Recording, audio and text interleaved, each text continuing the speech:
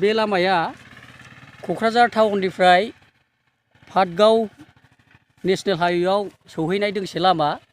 बेवहाय गोबां गारि मटर थांलाय फैलाय खालामो। पाटगाव राजा लामानिफ्राय ओंखारनानै क'क्राझार टाउनाव सौहैनाय दोंसे लामा बियो। बिनिफ्राय एसे सिगाङाव सिम्बोरगाव गोजौ फरायसालि सरकारि फरायसालि दङ।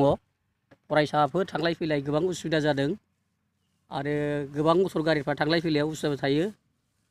जोंनि नोजोराव बाहाय बे लामायाव थांलाय फैलाया उसुबिदा थानाय जों नुबाय थादों। बे मोनसे स्पिड ब्रेकार। बे स्पिड ब्रेकाराव गोबां जायगानिफ्राय थांलाय फैलाय फैनाय गारिफ्रा नुनायाव एसे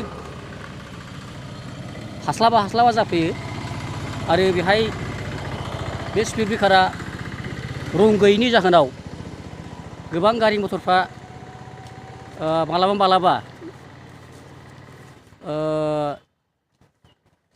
जेंना सोमजियो।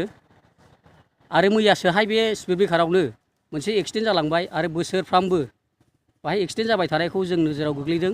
बेनिखायनो जोङो दा बे स्पिड ब्रेकारखौ एसे रं होनानै मानसिफोरनि नोजोराव एसे सिगाङाव नुजानाय बादि खालामनो सानदों।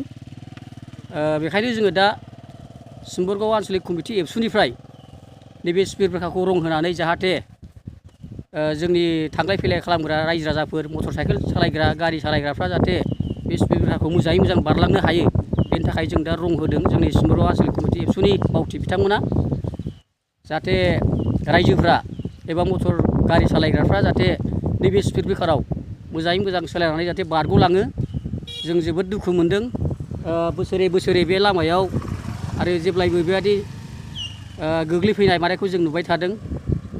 मैयासोहाय सासे बुरि बेवहाय गंसे स्कुटिया सासे सेंग्रासा स्कुटिया फैनानै सासे थाबायलायबाय थानाय बुरिखौ आथिं सिफायलांलायनाय बेबादि नोजोराव जों गोग्लैदों। बेनिखायनो नैबे स्पिड ब्रेकाराव जों जाहाथे रायजो राजाफ्रा लासै सालायलाङो बेनि थाखाय जों एसे रं होनानै बे स्पिड ब्रेकारखौ मेगनाव गोनां खालामनाय जादों। बेयाव जोङो सिम्बोरगाव आन्चलिक कमिटि एबसुनि गासै मावथिफ्रा बेवहाय खामानियाव नांथाबदों आरो बैथिं दंबावो मोननैसो बेखौ जों गासिबो होजोबगोन जाहाथे रायजो राजाफ्रा अननानै बे स्पिड ब्रेकाराव मोजाङै मोजां बारग'लाङो।